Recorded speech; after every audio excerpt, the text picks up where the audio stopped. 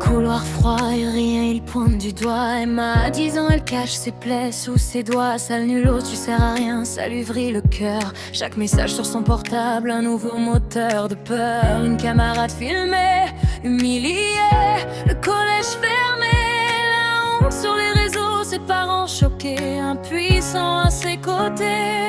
Sur Instagram, TikTok, les likes deviennent des lames. Commentaires cruels, partages qui propagent la flamme. Photos modifiées, vidéos humiliantes qui circulent. Tu es ridicule, personne ne t'aimera jamais, ça bouscule. Story qui détruit, message privé qui harcèle. Chaque notification devient un poison qui s'installe et te rattrape.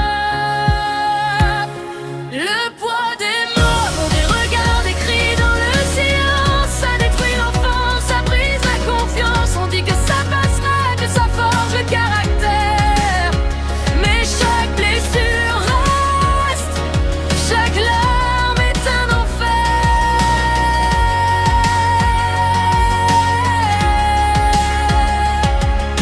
Une marque à 30 ans, harcelé derrière un bureau. Son chef rit de ses idées, tu es trop lent, retourne à zéro. Emma humiliant, réunion de torture, collègue silencieux.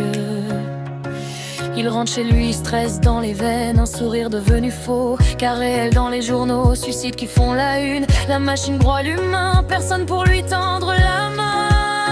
Le poids des mots, des regards, des cris dans le silence, ça détruit la vie, ça vole l'existence. On dit qu'il faut encaisser, qu'il faut se taire, mais chaque cicatrice part, chaque absence se fait taire.